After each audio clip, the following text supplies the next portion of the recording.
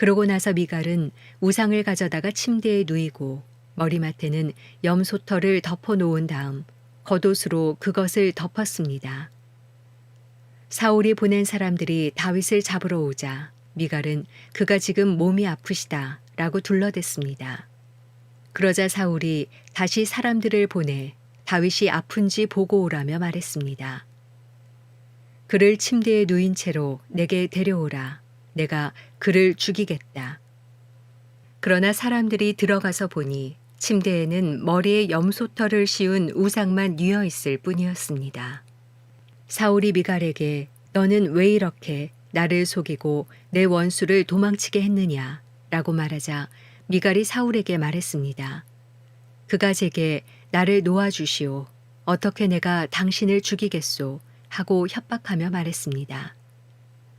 그렇게 몸을 피해 도망친 다윗은 라마에 있는 사무엘에게 가서 사울이 자신에게 했던 일들을 모두 말해 주었습니다. 사무엘은 다윗을 나요스로 데리고 가서 거기서 머물렀습니다. 누군가 사울에게 다윗이 라마의 나요스에 있다고 말해 주었습니다. 그러자 사울은 다윗을 잡으려고 사람들을 보냈습니다.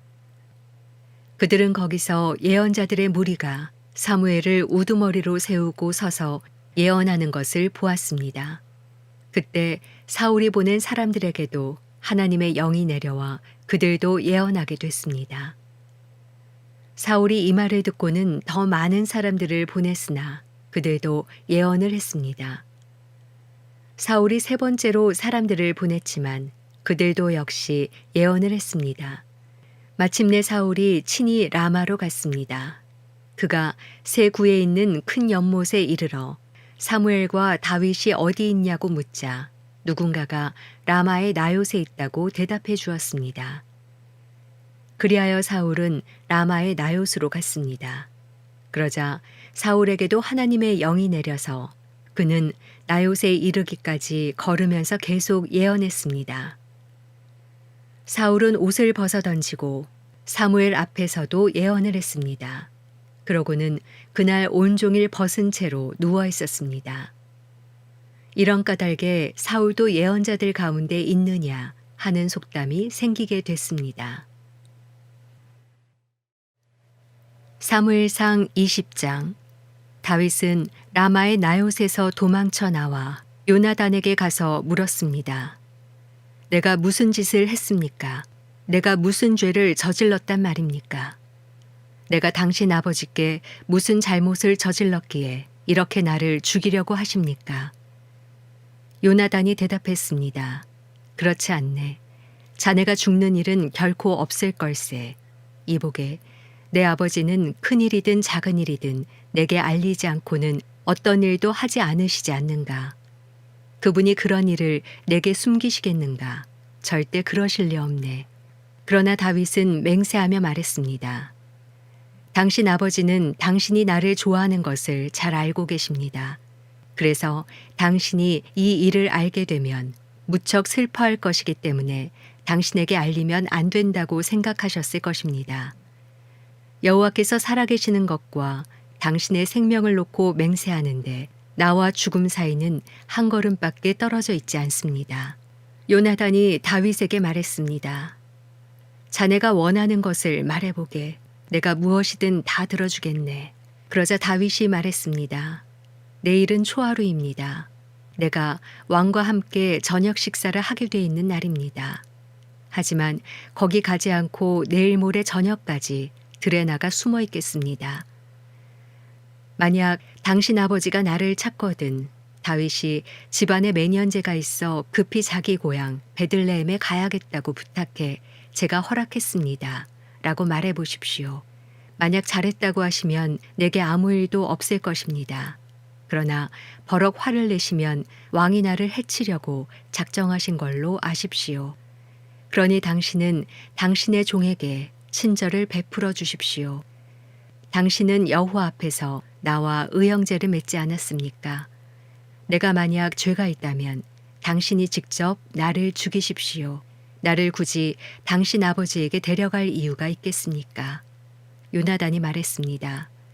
절대 그렇지 않을 걸세. 내 아버지께서 자네를 해칠 생각을 조금이라도 비치신다면 왜 내가 자네에게 말해주지 않겠는가?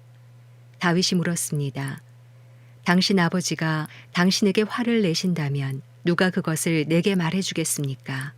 요나단이 말했습니다. 이리 와서 들판으로 나가보세. 그들은 함께 들로 갔습니다. 그러자 요나단이 다윗에게 말했습니다. 이스라엘의 하나님 여호와께 맹세하고 말하겠네. 내가 모레 이맘때쯤 내 아버지 마음을 떠보겠네. 아버지가 자네를 좋게 생각하시면 사람을 보내 알려주겠네. 하지만 아버지가 자네를 해치려고 하신다는 것을 알게 되면 자네에게 알려 자네를 무사히 갈 수 있도록 하겠네. 그렇지 않다면 여호와께서 내게 어떤 벌을 내리셔도 다 받겠네. 여호와께서 우리 아버지와 함께 하셨던 것처럼 자네와 함께 하시길 바라네. 그러니 자네는 내가 사는 동안 여호와와 같이 내게 끊임없는 긍휼을 베풀어 주고 내가 죽임을 당치 않게 하고 여호와께서 이 땅 위에서 자네 다윗의 원수들을 모조리 끊어버리시는 날에도 내 지방과의 의리를 끊지 말고 지켜주게. 이렇게 요나단은 다윗의 집과 언약을 맺으며 말했습니다. 여호와께서 다윗의 원수들을 벌하시길 바라네. 요나단이 다윗을 사랑했기에 다윗으로 하여금 다시 맹세하게 했습니다. 이는 요나단이 다윗을 자기 몸처럼 사랑했기 때문이었습니다. 그러고 나서 요나단은 다윗에게 말했습니다. 내일은 초하루이니 자네 자리가 비어있으면 왕께서 분명 찾으실 걸세. 모레 저녁 즈음에 이런 일이 시작됐을 때 자네가 숨어있던 에셀 바위 옆에 숨어있게. 내가 관역을 맞추는 척하면서 세 개의 화살을 그 곁에 쏘겠네. 그러고 나서 한 소년을 보내 가서 화살들을 찾아오너라 하고 말할 걸세. 그때 만약 내가 소년에게 보아라, 화살들이 이쪽에 있으니 가져오너라 하고 말하면 여호와께서 살아계심으로 맹세하는데 자네는 무사할 것이니 안심하고 나오게. 그러나 만약 그 소년에게 보아라, 화살들이 내 앞쪽에 있다라고 하면 자네는 자네의 길을 떠나게. 여호와께서 자네를 떠나보내시려는 뜻인 줄로 알게나. 그리고 자네와 내가 약속한 이 일에 대해서는 여호와께서 자네와 나 사이에 영원히 증인이 되실 걸세. 그리하여 다윗은 들판에 숨게 됐습니다. 초하루가 되자 왕은 식탁에 앉아 음식을 먹었습니다.